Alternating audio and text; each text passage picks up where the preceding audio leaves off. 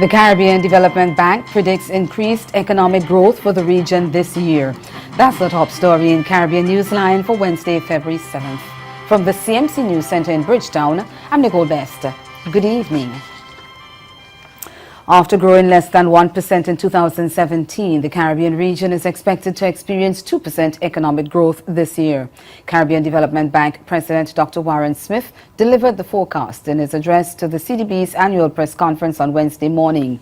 He said the growth would be influenced by an improved global economy, which is expected to continue to expand this year. Smith said all but 5 of the CDB's borrowing member countries reported growth in 2017, driven mainly by tourism and increased commodity prices. I am also mindful that our economic growth continues to lag behind that of our comparators, and that there are downside risks and uncertainties associated with our economic prospects. For example, relatively modest growth was reported by our BMCs when we compare them with the small economies, other small economies which grew in excess of 4%, and the world economy, which grew by 3.1% in 2017.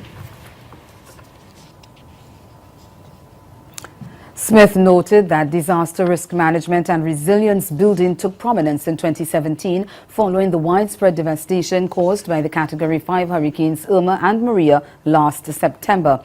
The storms caused damage of up to 225% of GDP in Dominica and almost 300% in the British Virgin Islands.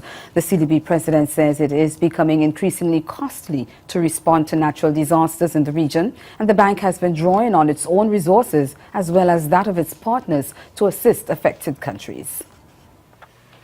A grant of approximately $14 million was also obtained from the European Union for geothermal energy development in up to 5 countries in the Eastern Caribbean. These countries being Dominica, Grenada, St. Kitts and Nevis, St. Lucia, and St. Vincent and the Grenadines. A new $70 million Mexico Infrastructure Fund, which will provide grants to boost regional infrastructure development, is another source of financing that we have been able to attract. The expansion of the United Kingdom Caribbean Infrastructure Partnership Fund includes an additional £28 million, which will assist in the recovery efforts in Antigua and Barbuda and in Dominica. The Antigua and Barbuda Parliament on Tuesday approved legislation to allow people to have up to 15 grams of cannabis for personal use.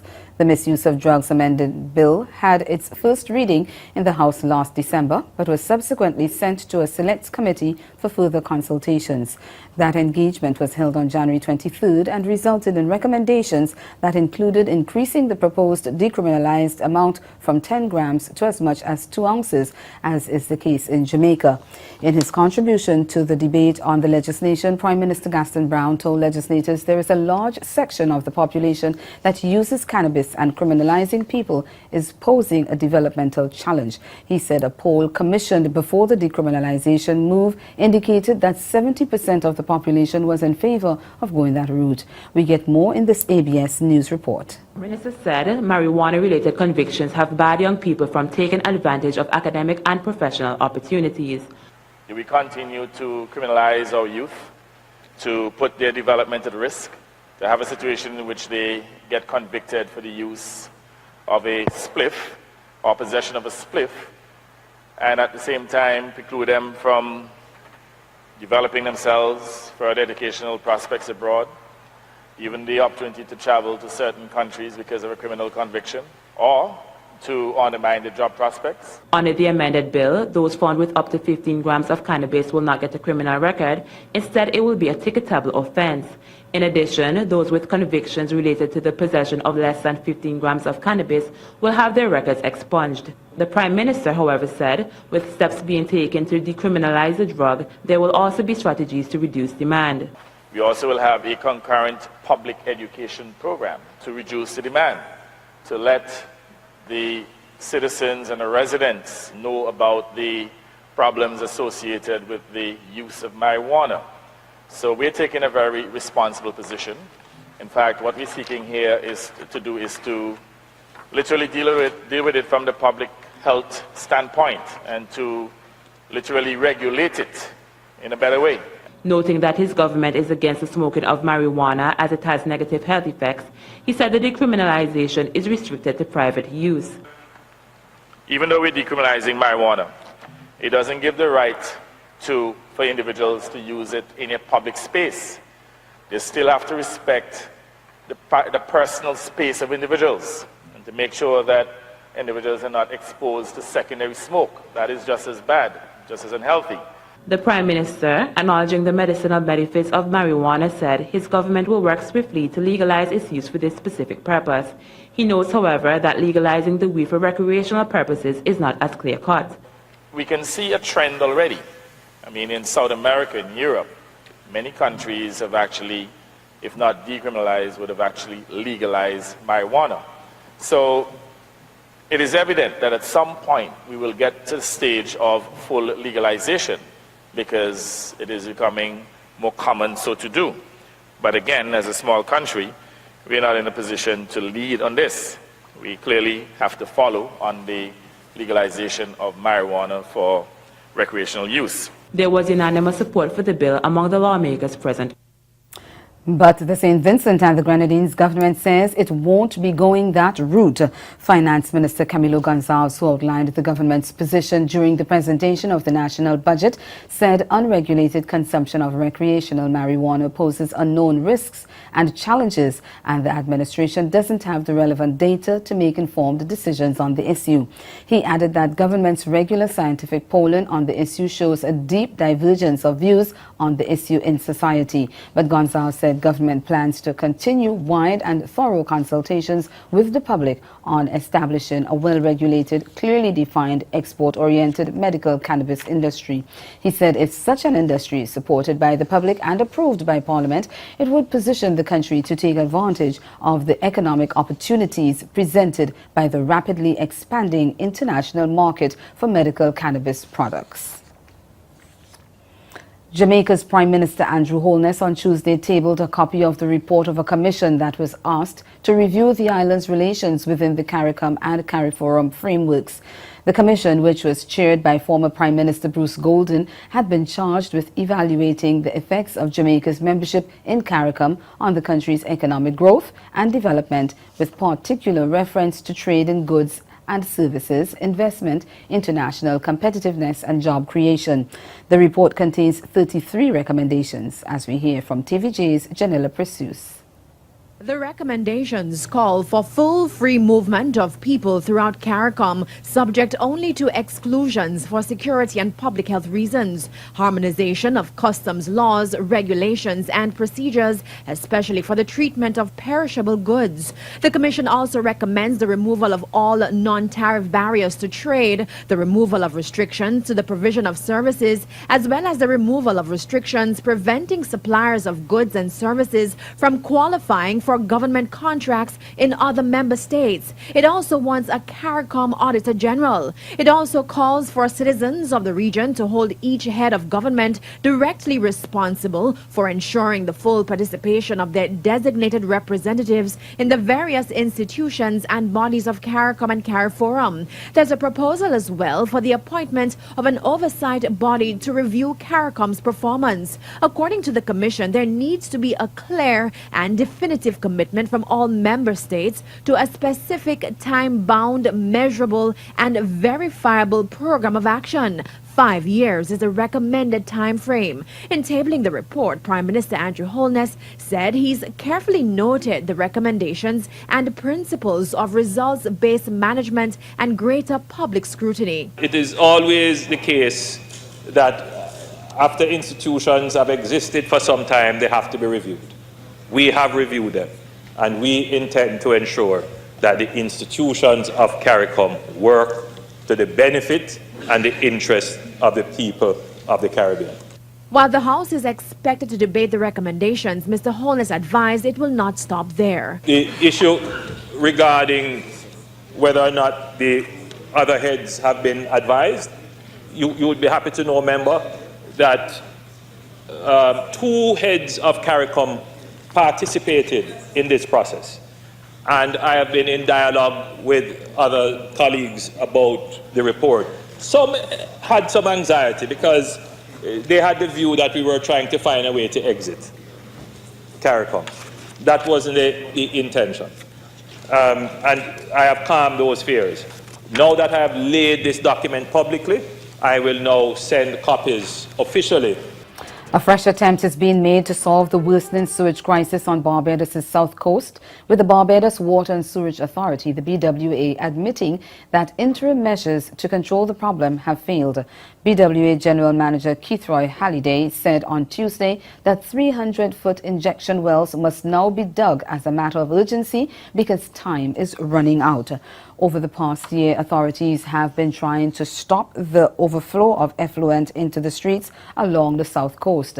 Halliday says there was a medium-term plan in the works, but that has to be brought forward because the interim measures are not working. That plan involves digging several deep emergency injection wells under special conditions prescribed by the Ministry of Health to ensure the safety of the drinking water. The wells would allow the authorities to control or divert the effluent that is produced during the day in an effort to keep it off the streets. Halliday says this will buy authorities time to connect the permanent bypass, which should fix the problem once and for all. Digging of the test well will start within days just off the existing coast sewage plant. Minority Leader of the Tobago House of Assembly, Watson Duke, is concerned about crime in Tobago, and he's calling for a local police service for the sister isle similar to the municipal police in Trinidad. Serious crime in Tobago in 2017 amounted to 950, a rocket high. Wounded and shooting, it was 38. Only 14 was detected. Mr. Duke says the statistics also suggest that the detection rate in Tobago is low. The police service of Trinidad and Tobago could only do so much to assist in crime. And I'm calling upon the Tobago House of Assembly to meet with the minority leader and let us together, jointly, support a local police service for Tobago. Something that mimics the municipal police in Trinidad, the city police, something that mimics the LA police, New York police. These are local police. Tobago has already recorded 2 murders for 2018. Divisional Commander Joan Archie at the scene of the last murder said investigations were ongoing into both incidents. And that report was from Patricia Nicholson of C News. Jamaica says it's looking forward to the United States government strengthening its economic ties in the region. At a joint press conference on Wednesday following a working visit by U.S. Secretary of State Rex Tillerson, Prime Minister Andrew Holness said they discussed several issues with the primary focus on promoting a peaceful, prosperous and energy-secure hemisphere.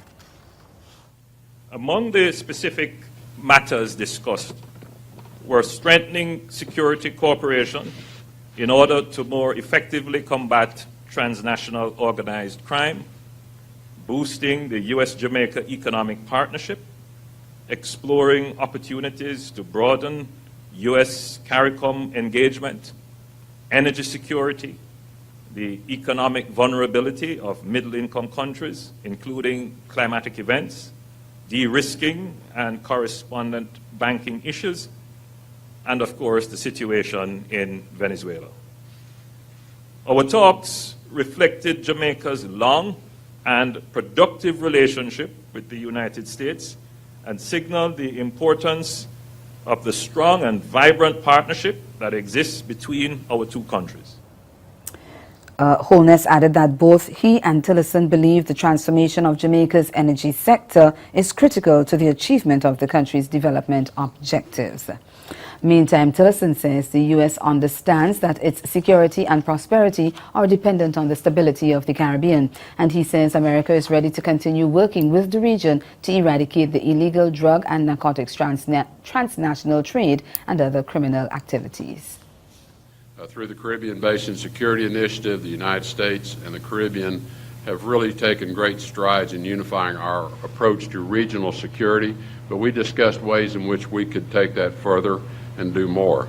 We appreciate the Jamaica government's commitment to countering narcotics trafficking and transnational criminal organizations and the cooperation that we already enjoy, but we also see many, many opportunities to enhance that cooperation to be even more effective in disrupting these illegal organizations. We appreciate the government of Jamaica has made important progress combating the lotto scams, cooperating closely with U.S. authorities to extradite suspected lotto scammers to the United States and establishing a bilateral lotto scam task force, and we welcome that. The U.S. government will continue to support Jamaica's security forces and criminal justice system. It is in both of our countries' interests to work together to investigate crimes, share intelligence, conduct asset seizures where legally and appropriate to do so, and bolster existing anti-corruption and anti-gang programs.